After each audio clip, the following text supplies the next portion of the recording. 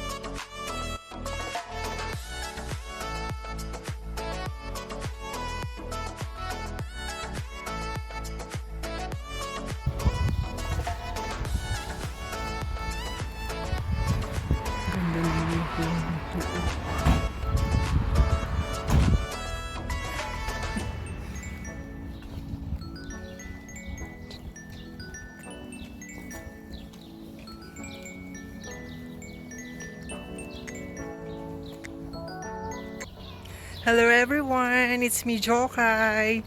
So guys, nandito nga tayo sa street na napakaganda. Actually, papunta lang ako sa convenience store dapat para bumili ng something.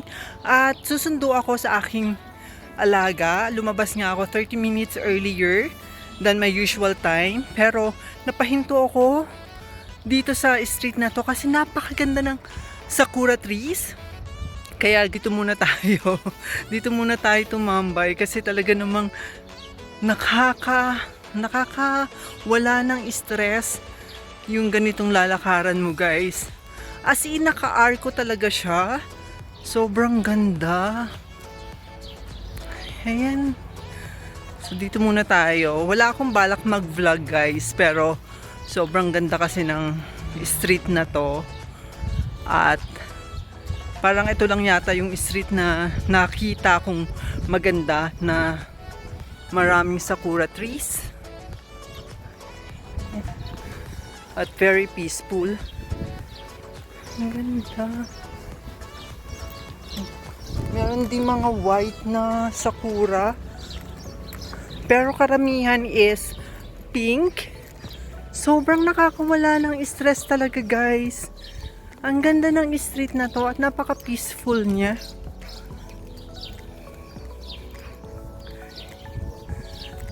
Wala akong hilig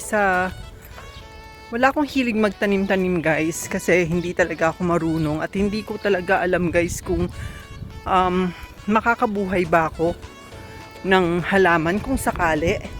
Kasi parang sa buong buhay ko hindi ko pa naranasan magtanim-tanim. At ayun, pero nakaka-appreciate ako. Mahilig ako sa mga bulaklak. Pero hindi ko lang talaga alam kung makakabuhay ako. Tingnan niyo naman yan, guys. Sobrang ganda. Ayan. Ang ganda niya. Sobrang ganda dito sa street na to, guys. Ayun, oh. Parang hindi na ako makakapunta ng convenience store at dito na lang ako. Sobrang ganda niya guys. Dito tayo dumaan.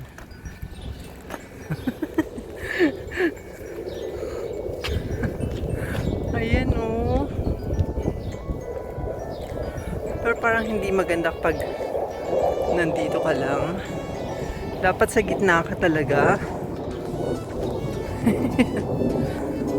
Ang ganda. Ay.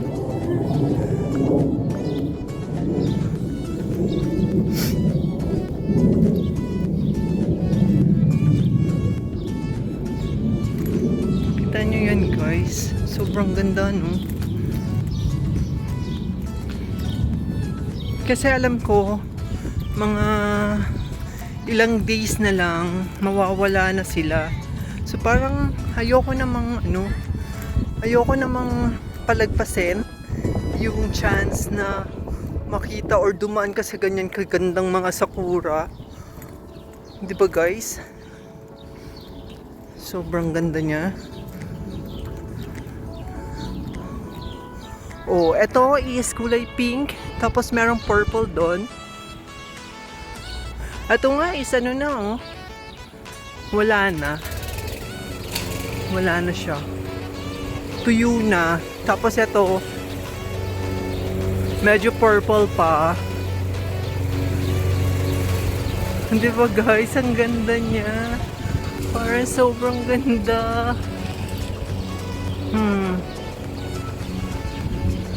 Oh my gosh.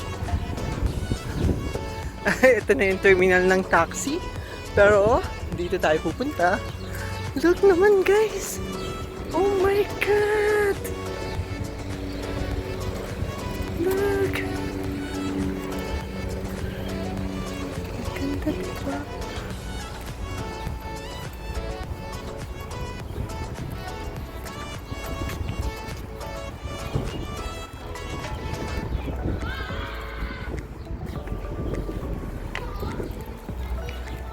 Ang ganda.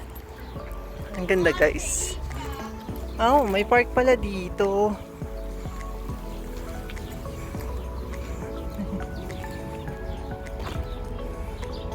Oh my God. Ayan guys, oh. Sobrang ganda. Ayan guys, hindi na nga ako nakapunta sa convenience store na pupuntahan ko. Siguro after na lang na masundo ko yung aking alaga. At talaga namang medyo malayo kasi. Naiba yung ruta ko. Hindi talaga ako dito dumadaan. Kaya nga, hindi ko siya alam na meron palang ganyang kagandang street.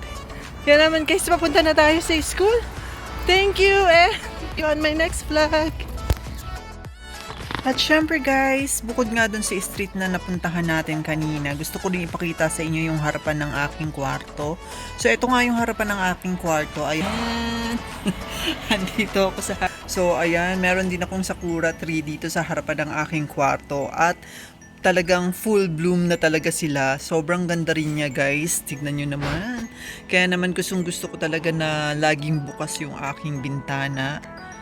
Ayan guys, napakaganda rin.